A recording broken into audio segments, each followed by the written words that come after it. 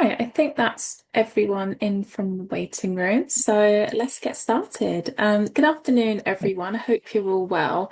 And thank you so much for taking the time to join us today for our question time session about our Autumn 2026 funding round, which officially opens today, very excitingly.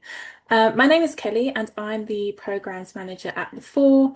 And today I'm joined by one of our amazing strategic applicant consultants, Polley, who reviews applications and provides strategic support to applicants throughout the application process. So before we get stuck in, just to flag that we are recording today's session and we will be sharing the slides and the recording afterwards. And if you could also please stay on mute until the second half of the session where we'll have a Q&A and save your questions for then, that would be much appreciated. So before I hand over to Kay to tell us a bit more about herself, I just wanted to give you a little bit more detail on who the Fore are and crucially what we offer in our Autumn 2026 funding round. So I'll just share my screen and we can get started.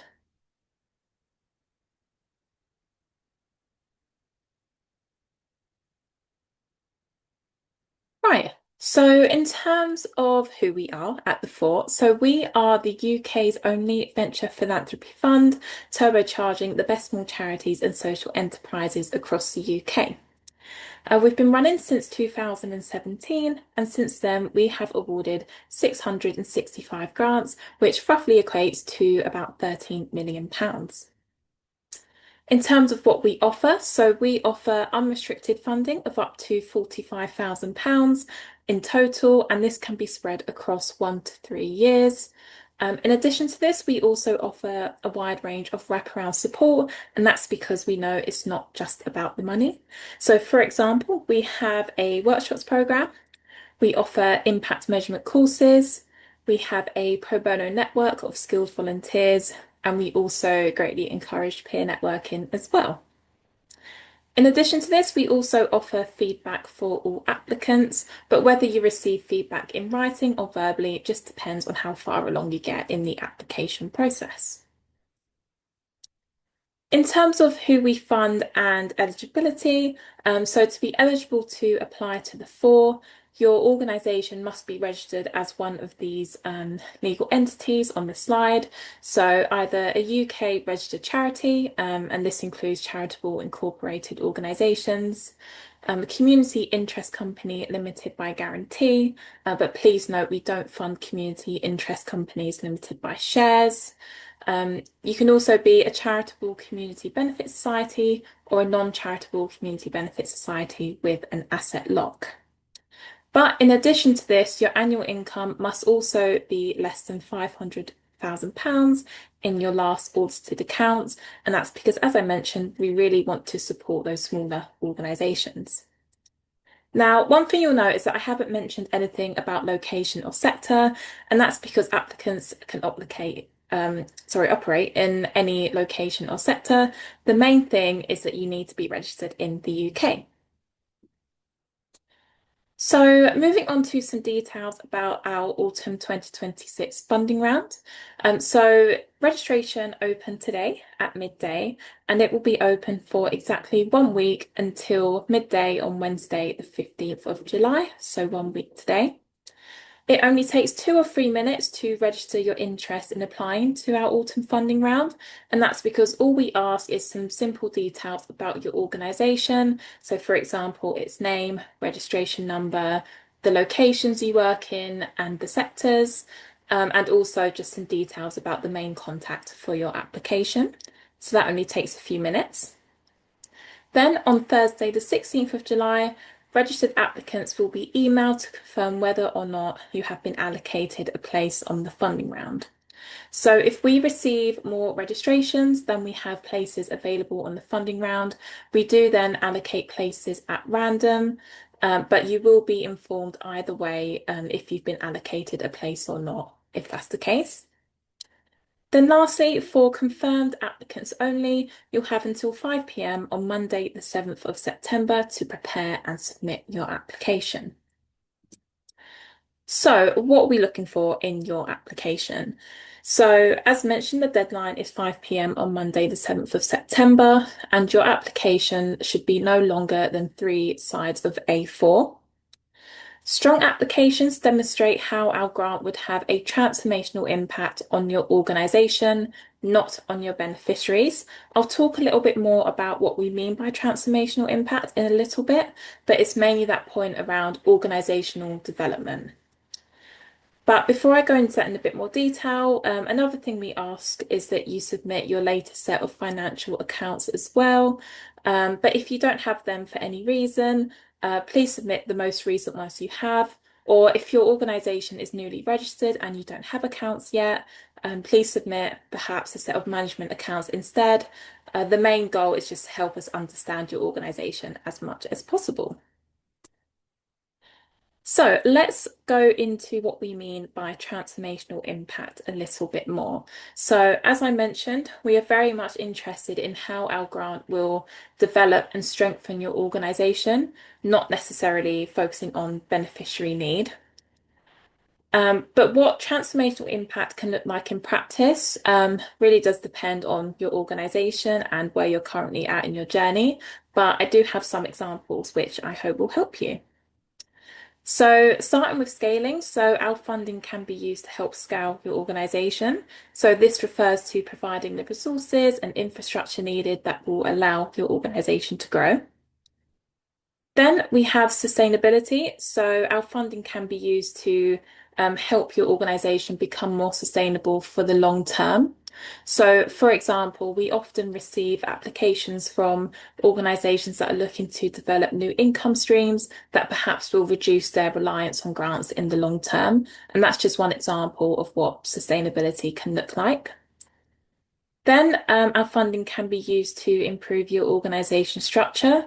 So, for example, perhaps your charity is currently volunteer-led and maybe you want to recruit your first member of staff.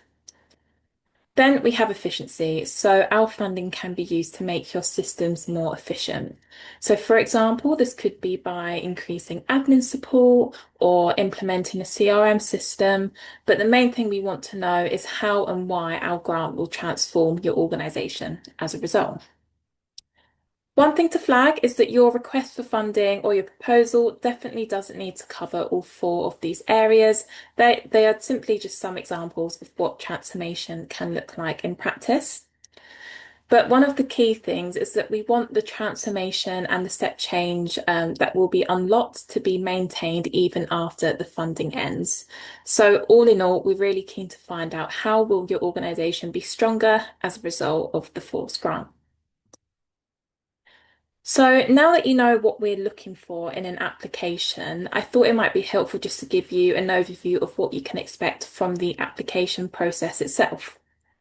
So as I mentioned, registration for our autumn round is open for 1 week from today. And then on the 16th, we'll email everyone to confirm whether or not you have a place on the round and therefore have been invited to submit an application. For everyone who submits an application, you will then go through to stage 1, which is where your application will be reviewed by one of our strategic applicant consultants, like Kay. Then at stage 2, you'll have a call with one of our consultants to help them understand your proposal further, and it's a chance for you both to really explore your ideas together. It's intended to be a really helpful opportunity and a chance for you to receive some strategic advice from our consultants as well. And just to flag, at this stage, they are looking for potential, not perfection. Then at stage 3, if your application gets to that stage, you will work with your consultant to refine your proposal and make it even stronger. And the consultant will write a 1-page summary about your proposal and they will attend a funding panel as your representative, and that is where the final decisions are made. Then lastly, at stage 4, this is where successful applicants receive access to their unrestricted funding and the wraparound support that I previously mentioned. That's a very quick overview of what you can expect from our autumn funding round. And I just want to wrap up by sharing some key dates for the autumn round. As mentioned, we will share these slides with you afterwards as well, but you can also find all of these dates on our website. So thank you very much for listening to a little bit of information there. Now I would like to invite Kay so we can have a little chat before we open for questions. Kay, would you like to introduce yourself, tell us a bit about your background and why you enjoy being an SAC? Hi, my name's Kate Polley. I'm based in Llangollen in North Wales. I think I've been working with the Fore for, I don't know, maybe 3 or 4 years now, supporting on the funding rounds. My background is in small charity leadership. So I ran a charity in North Wales for 10 years. And I've had a few governance roles. So I was on the board of Friends of the Earth for 6 years.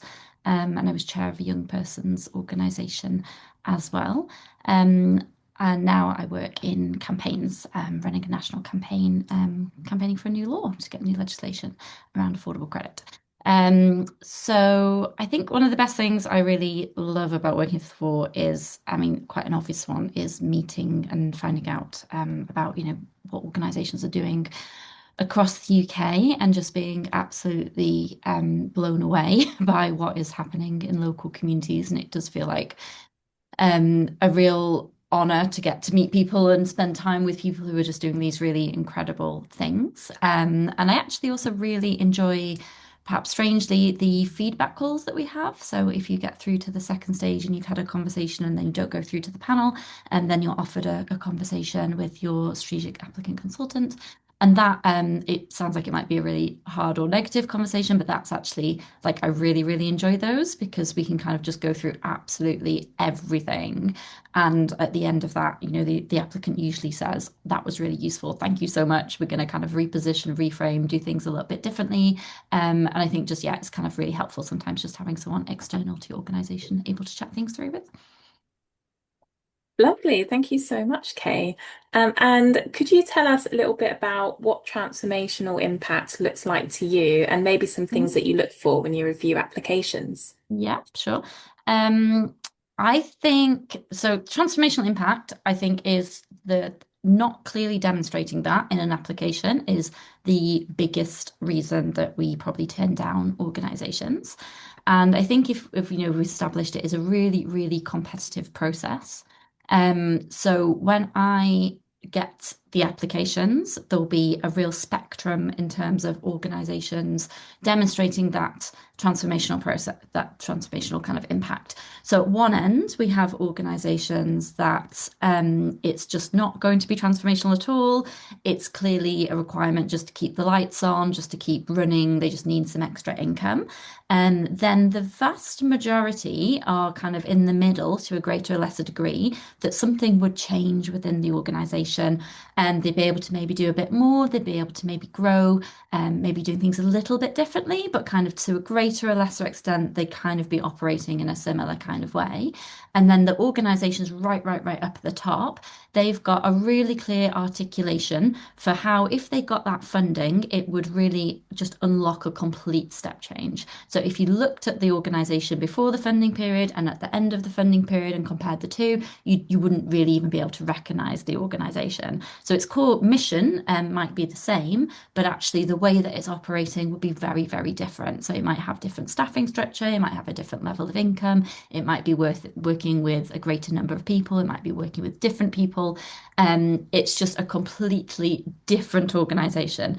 And the way that, the organizations that can the most clearly articulate that vision for how they want to change and sort of almost be a different organization as a result of the funding are the organizations that do really well in the process. And that isn't for everybody. So the force funding is very specifically for organizations who want to do that. As Kelly said, that kind of organizational development, who want to step into the next step of their development, the next stage of their organization. And if that's not you right now, if you don't want that massive overhaul, that's absolutely great. But maybe the four's not the right funder for you right now, or maybe it's just not the right time. Maybe that's something that you want to come back and think about in the future plan, a future point for when you've got that really clear plan for the next steps. If I talk about a little bit about what we're looking for, or what I look for in an application, so what's quite interesting, I think, about our process is that, so I'm very much from a charity sector background, but a lot of our SSEs, Strategic Applicant Consultants, are from a really kind of wide diversity of backgrounds, which is quite interesting. So don't feel that there's kind of a certain way that you have to pitch your application. The first thing you'll probably not be surprised to hear I look for is whether the proposal will create that transformational impact for the organization. So that is actually for me personally the first thing that I look for and read in the application. Um, what surprises me is that a lot of applications don't have a clear proposal. So there's kind of we need this funding, it will create transformation for us, but there's not actually a clear kind of articulation of how that will come about. So the first thing I'm looking for is a really, really clear proposal of we need X, it will help us to achieve Y. A really clear description of kind of how the funding will be used is really helpful. So we don't ask for a budget, we don't ask for kind of a breakdown of costs or anything like that. Please don't include that, but we are kind of really looking for you've got a really clear idea of how that funding will be spent. And again, that is surprisingly like completely missing from some applications, which makes it just really hard to assess. So if you want a role, perhaps just specify the salary and the hours and how long you're going to, for how many years, all that kind of thing just makes it really easy for us to see what you're kind of asking for us to fund.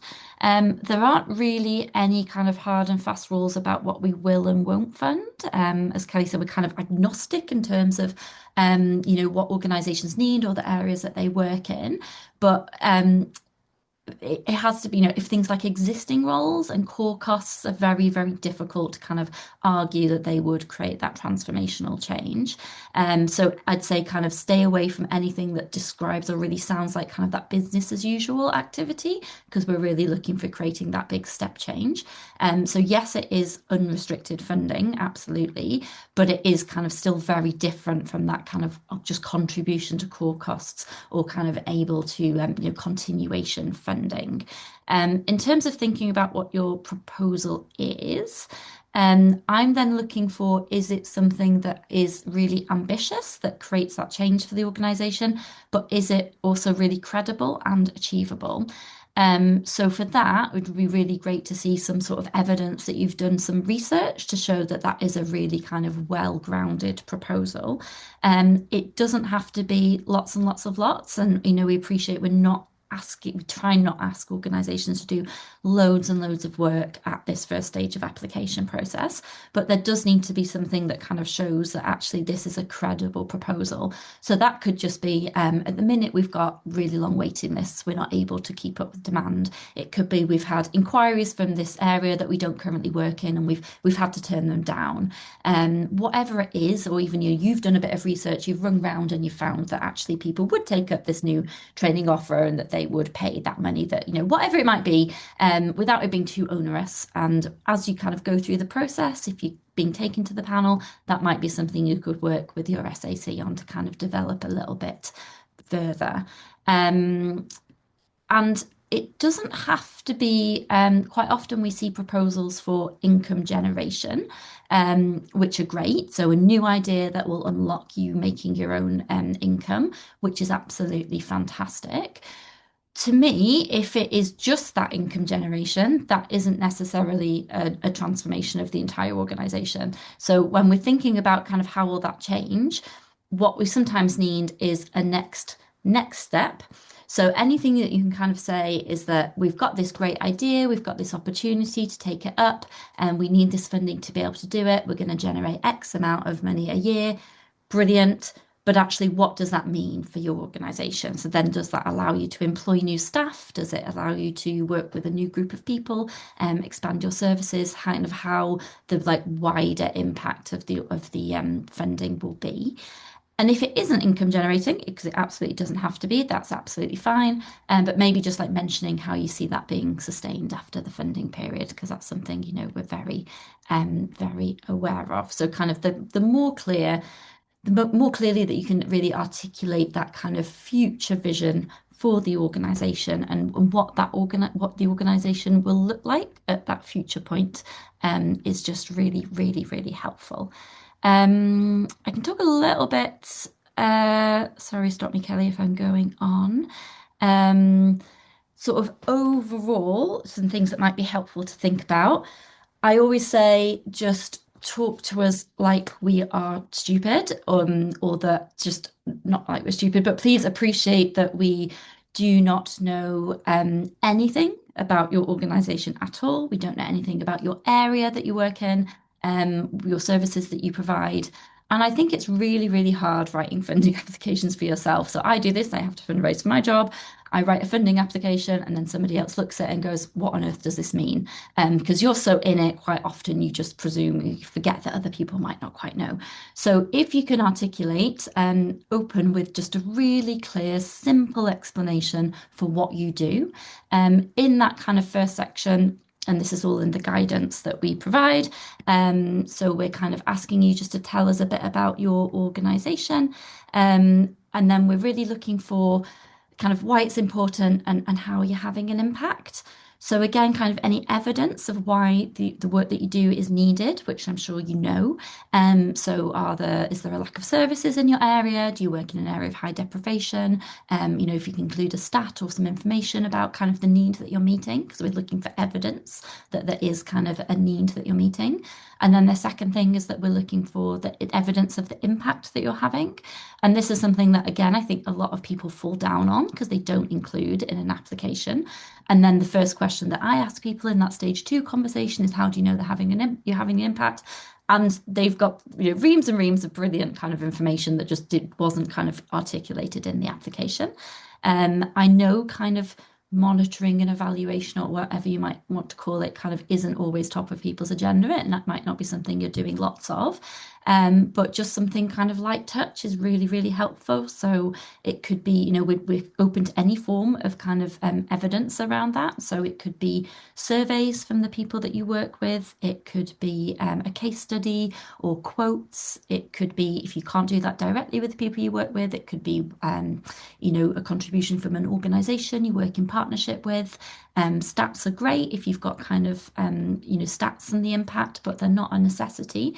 But whatever it is that you can kind of think about that really demonstrates the impact that you're having, please make sure that that's in there. We ask you to go into who leads the organization. So to us, that's the strategic leadership. So you might have a CEO, a founder, a director. It doesn't matter if that's a volunteer role, whoever it is who's kind of day to day running the organization, and then your board as well.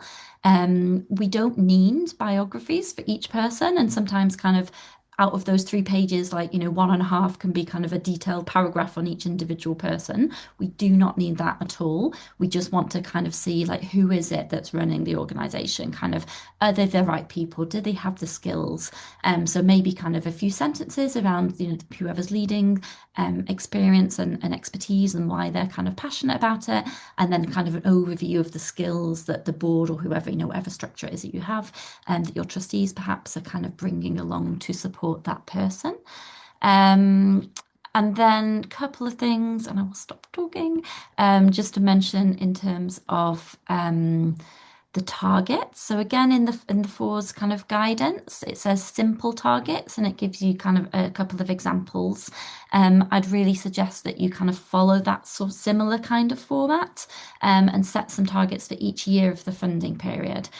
So what's really helpful is if we can see from X to Y, so increase income generation from £5,000 to £20,000 or whatever it might be, increase number of people worked with from 100 to 300, whatever it might be, in a really kind of simple kind of way, so that we can show, and that again gives you another opportunity to show the change in your organization and how it will be transformational. But please don't feel like you have to kind of do that in a different format or set out milestones or kind of loads and loads of extra detail there. Just please, just simple targets as you kind of visit access. And the financial table is sometimes people kind of get a bit worried about that. In terms of like your historic figures, that's just kind of, whatever you previously had. The forecast we appreciate is going to be an estimate. So again, and it's something you can talk through with the SAC if you get through a little bit further. We appreciate that kind of nobody has a crystal ball. It is really your best kind of estimation of where you think you'll be if you got the funding. So if you're applying for funding and it's unlocking that kind of income, pop that into your financial table so we can see that in the forecast.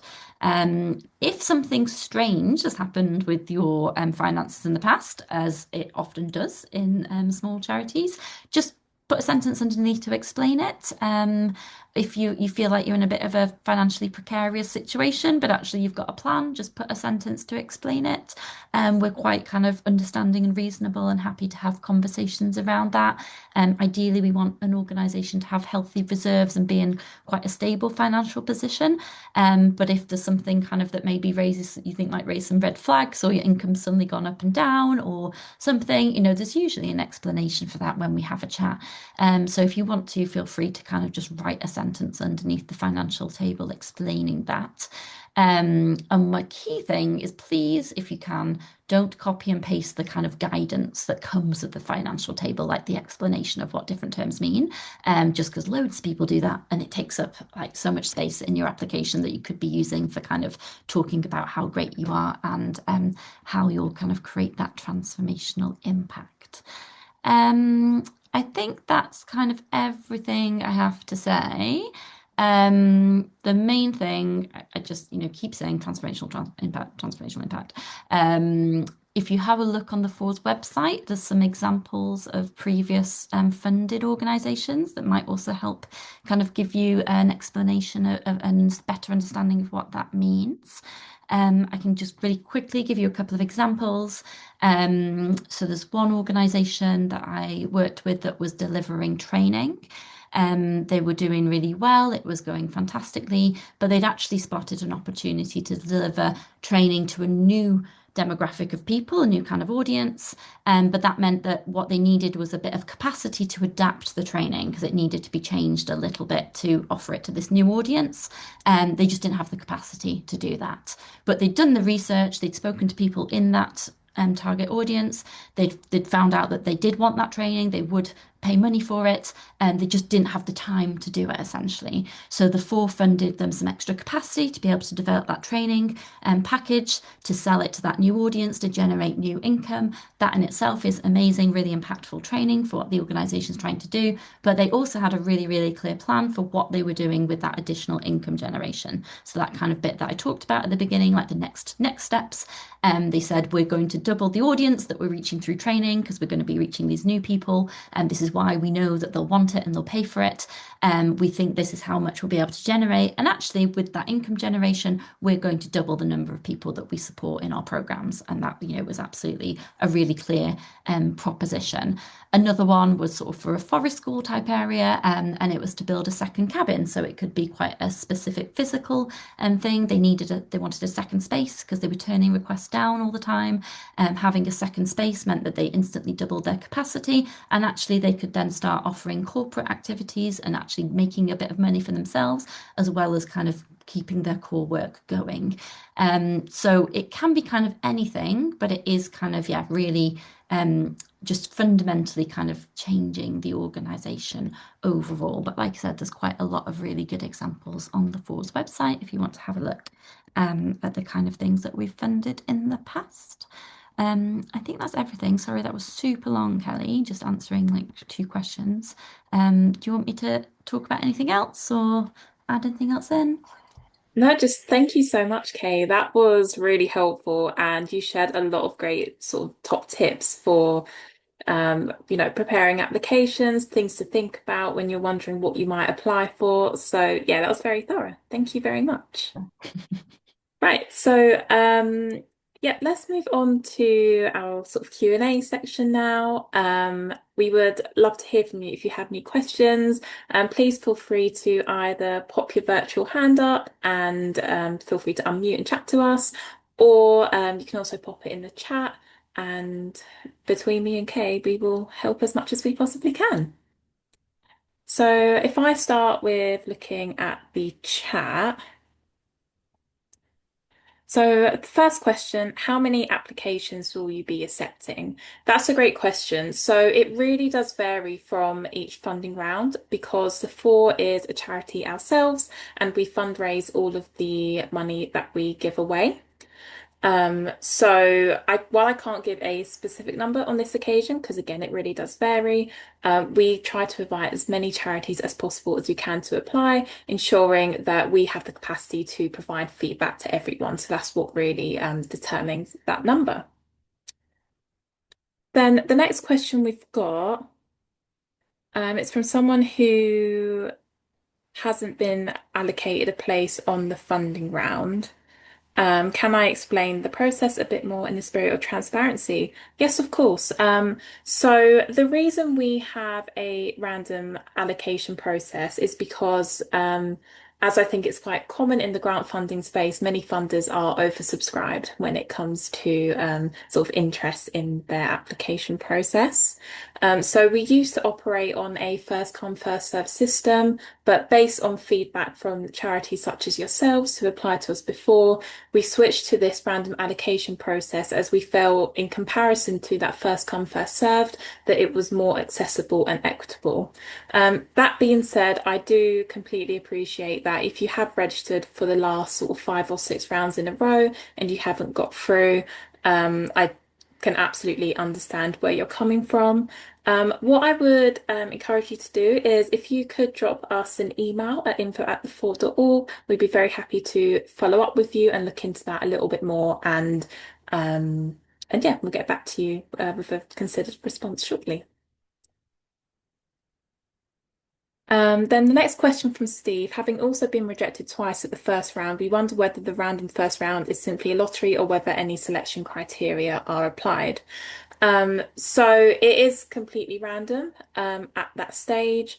So there isn't any sort of selection criteria at that random allocation stage. So this is at the point where you're invited to submit an application. I think there's a few similar ones, and then there's one I can answer, which was Tatiana's question around continuation funding for a project.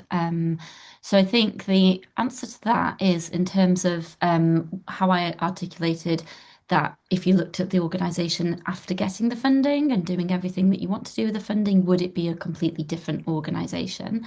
If it's to continue existing work and in the same way, to me, that probably wouldn't create a change significantly to the organisation.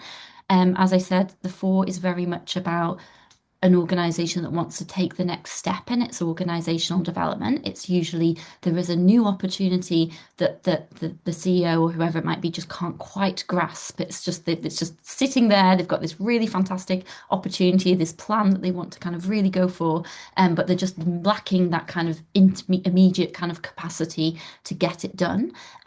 So if that's normally the kind of thing that we're looking to fund. So if it was a continuation of existing work and the organisation was remaining largely the same, that's probably not something that the Fore's looking to fund. Not to say that that isn't kind of a great thing to do, but probably the Fore wouldn't be a good fit as a funder for that kind of continuation funding. Great, thank you so much, Kay. I see Elizabeth has her hand up. Would you like to share your question? Yes, thank you. So I just wanted to ask, so we were previously a CIC governed by shares, but then we obviously realized afterwards that it was causing problems with grant funding. So we have recently changed to CIC by guarantee. Um, are we still able to apply and can we use our, because we're going to be shifting everything over, are we able to use our previous accounts from our other one for this, or do we just, yeah, that's what I wanted to ask. I don't know if I explained that well. No, that makes sense. Thank you very much. So if you are currently a kick limited by guarantee and your income is below 500,000, then Yeah. yes, you would be eligible. And we understand that many organizations sort of changed legal structures over the years, and that's absolutely fine. So you can use your accounts from when you were a kick limited by shares, but in your application, I would recommend adding a line just to explain, you were a kick limited by shares, now you're a kick limited by guarantee, just for that context. Okay. Sorry, just one other thing I just wanted to ask. If we've got an idea, is it possible to discuss it with someone beforehand if we get selected for the expression of interest? Or sorry, I wasn't sure if I missed that or not, but No, that's okay. So unfortunately, because we are a very small team, so there are currently sort of two people on the grants program team. I'm afraid we don't have the capacity to talk about individual applications, but that's why we really like to have opportunities like this question time session, where we can sort of have a bit more of a chat about what we're looking for, transformational impact, and that kind of thing. Just kind of in addition to the resources and the guidance that we have on our website. So I would highly encourage you to look at what we've previously funded, as Kay mentioned, and we also have some FAQs as well on our website, which should be helpful. okay, thank you. No worries at all. Do you want me to answer So, the next ones, Kelly? oh yes, go for it. Thank you, Oh, Kay. sorry. And so there's a few questions from Jessica. Thank you. What differentiates successful applications from those that narrowly miss out? This is, I mean, I find this very incredibly frustrating when incredible organizations do get all the way to panel and don't get funded. And that's just me as somebody who isn't kind of the person going for the funding. It ultimately comes down to the transformational impact and the strength of leadership of the organization. So there does have to be a selective process, even when you're kind of down to the last few, in terms of where the force funding can be the most valuable. And yeah, we appreciate there are some very fundable organizations that unfortunately kind of won't make it, which is it's yeah incredibly frustrating, and it's just unfortunately the nature of kind of having that limited funding. Um, the question around preventive mental health work with young people and evidence we have taken to the panel. So as I said, the four's kind of agnostic about subject area. So for any subject area, that is really the job of the SAC to kind of interrogate that organization is bringing evidence that they are impactful and that they're having and that they are making that difference. So that's part of kind of that process is when you have that conversation. As I mentioned, if you're around to stage two, usually the first question that I ask is, how do you know that your organization is having an impact? And we'd expect the organization to be able to provide evidence. Certainly at that point, ideally, that's already within the written application. It certainly is for strong applications that definitely get through. And we also speak to two referees for all organizations at the later stages as well, to kind of, yeah, just make sure that what's been said is correct and that they're kind of vouching for those organizations as well. And how to demonstrate growth and sustainability without appearing overly ambitious? Great question. That is also the kind of the job of the SAC a little bit is to act as kind of a moderator, because just depending on your nature and your personality, some people are wildly optimistic, some people are very pessimistic and very conservative in their estimates. So what we do is we kind of interrogate the figures a little bit. So I'd say for you thinking about an application, put what you think is kind of really reasonable. So something in that realm of ambitious but credible, so that if you're kind of asked about it, you can say, oh, well, actually, we've worked with 100 people this year. We think 150 is reasonable because blah, blah, blah, blah, blah, whatever it might be. Um, what then happens is the SAC will maybe try and push those kind of slightly more conservative people to be a bit more ambitious and say, actually, I think you've underestimated this, you'd go a little bit higher, and vice versa. If we get speaking to people like this is completely unrealistic, we'll maybe kind of revise it down a little bit. But we'll work with you to do that, and that's particularly, I think, around the financial forecasts and the targets. We quite often kind of end up, it's kind of an iterative process between the organisation and the SAC, and the organisation ultimately decides themselves as kind of it's up to them, but maybe kind of with some back and forth we'll kind of agree to kind of change things a little bit. Um, Great, thank you, Kay. We've got a question here from Amanda. Is creating a marketing and publicity position innovative enough? We keep getting messages all the time that people say they wish they had found us before.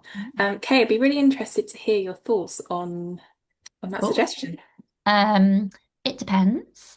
So, is having a publicity and marketing position going to transform your organization? So, if you can get that new role in place and more people find out about you, what you do, and as a result, you are doing something totally different, then yes, absolutely. If that is the barrier that is holding you back to transforming into a completely different organization, taking the next steps in your organizational development, then yes, absolutely. If you've got a really, really clear plan for what that looks like, so are you going to be working with a greater number of people, with new audiences and a new area? Are you going to be creating more income? I don't know. None of those are right or wrong things, but have you got a clear vision for what happens once all those people suddenly find out about you because of that new role? If so, yes, absolutely. If no, the marketing and publicity position kind of gets a few more people through your door. It grows what you do. It allows you to do what you're doing a bit better. You have maybe, a higher numbers of people that you're engaging with. That's probably not, to me, a whole-scale transformation. So I think it really depends on kind of the plan for what you do as a result of that additional engagement. Great, thank you so much. Then we have a follow-up question from Tatiana. What if we want to add an expansion of a current project that has been proven to be successful one area and we want to take it into another? Um, So go for it, Kay. Yeah. sorry, again, maybe. So yeah, the question is an expansion of a project going to create that change for you as an organization? It's a maybe without kind of knowing more about it. Quite often, no. Um, if it's kind of, we have three programs and one program will be kind of 50% bigger. If again you look at that organization as a result of getting the funding, if you did everything successfully, is that really kind of transformed? I would probably say no compared to other organizations that are likely to be applying. Um, if things are still quite business as usual, kind of you're still operating in quite a similar kind of way, but one program's changed or grown a bit, or grow, even maybe significantly. I don't know, but I think just remember that in that sort of small minority of applications that do manage to get funded on that spectrum, your proposal, as fantastic as it might be, as transformative that might be for you as the person probably running the organization or working for the organization, if somebody at the other end has that really clear articulation for or organization is going to be different because now we work in one county, we're going to be working in five, and we've got two staff, we're going to have 10, and our beneficiaries are going to go from this to this, and actually this will allow us to have three new income generation streams, and look at our organization now compared to what it was. That's a really clear proposition. Sorry, and that's me throwing everything in there that you could possibly have that's transformational. But if you think about those kind of examples, maybe that I gave earlier, how that really changed how the organization was operating, just think is that, are you confident that that is what that is creating for you organizationally? Would be my question. So yes, it's a maybe, which I appreciate is probably an unhelpful answer, Tatiana. Great, thank you, Kay. Then we've got a question from Kathy. What level of funding are you likely to provide, and is there a requirement for match funding? So, no requirement for match funding. And in terms of the level of funding we provide, it's up to £45,000, which can be spread over 1 to 3 years, but it's very much guided by you and what you ask for. So, if you want to request a full 45,000, definitely feel free to do so. And to be honest, most applicants we get do that so they can achieve that maximum transformational impact. But it's very much guided by you. And if you get to stage 2 onwards, you'll have those conversations with your consultant to explore your ideas for using the funding a bit further. There's There's a straightforward question I can answer. Oh, sorry, I'm echoing. About attaching PDFs. No, sorry, we only look at the 3 pages within that application just so that it's fair for everybody. That 3 pages also needs to include your financial table. So there's like a little table that we ask with your kind of historic information and your forecast, and then you attach your annual accounts separately.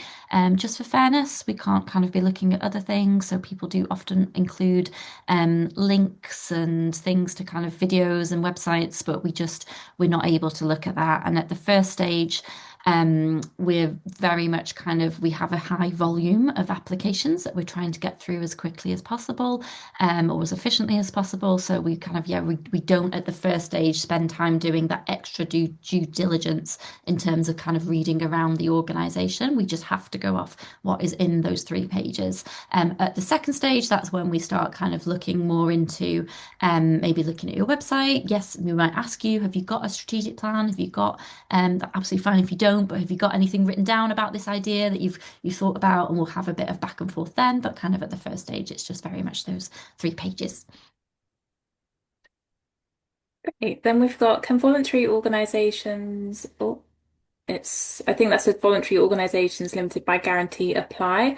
If you are a community interest company limited by guarantee, then absolutely. But if you are sort of just like a limited company, then unfortunately not. You would have to be a community interest company. Then we've got, I'm new to the full funding and just wanted to check, is the application available in easy read or do you have an accessible version? Is there any support available for people with learning difficulties? Absolutely. What I would encourage you to do is please email us at info@thefore.org and we can explore how we can best support and help. Yep.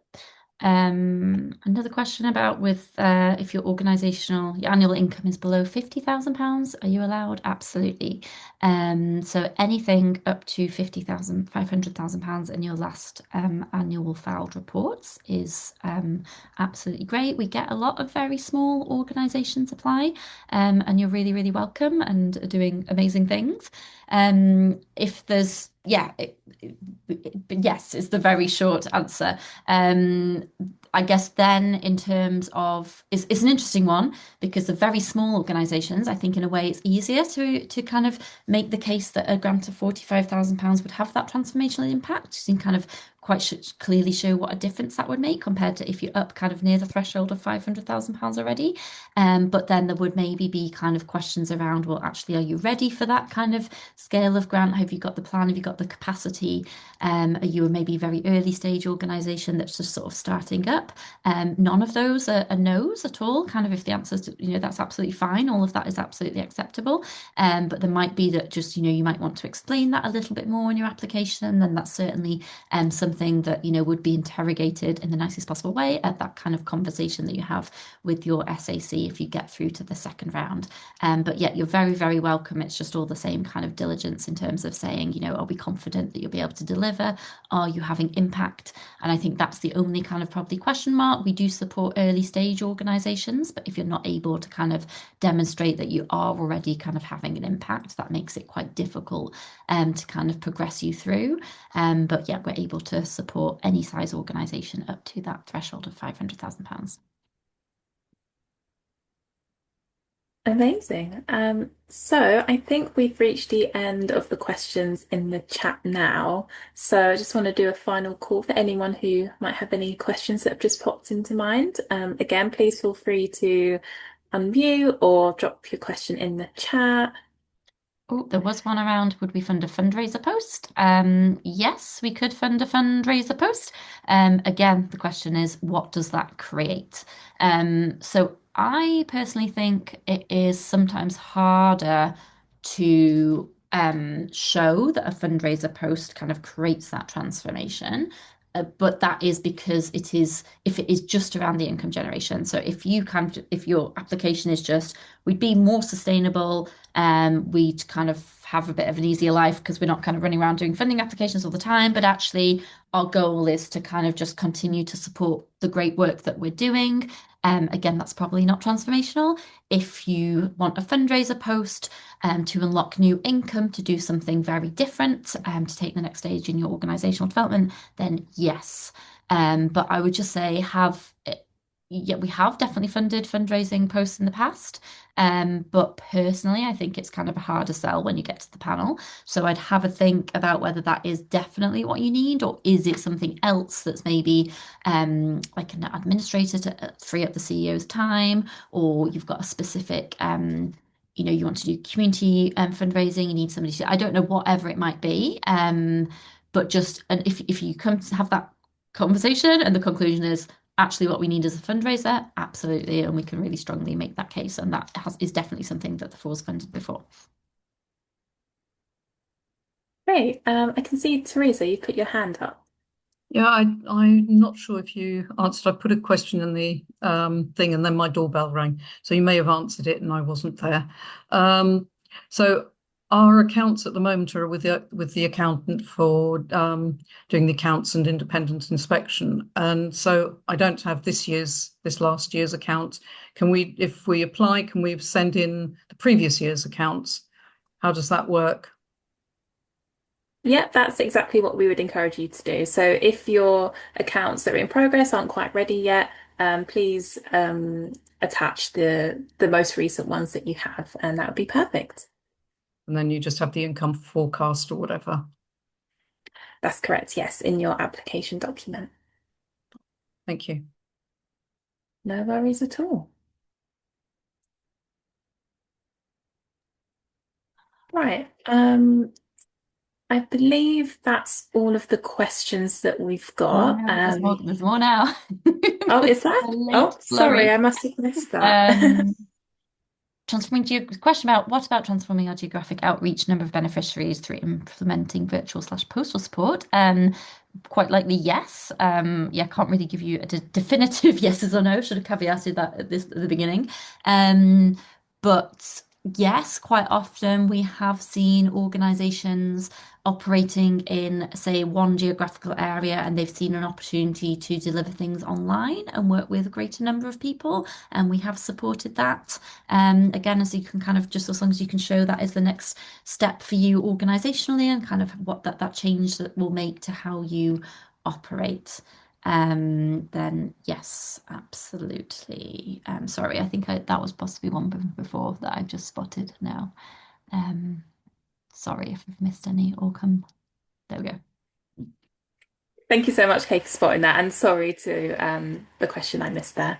Um, right, so yeah, I'll now look to wrap up this Q&A session. Just a huge thank you for taking some time out of your day to join us, and thank you so much, Kate, for sharing all of your knowledge and your insights.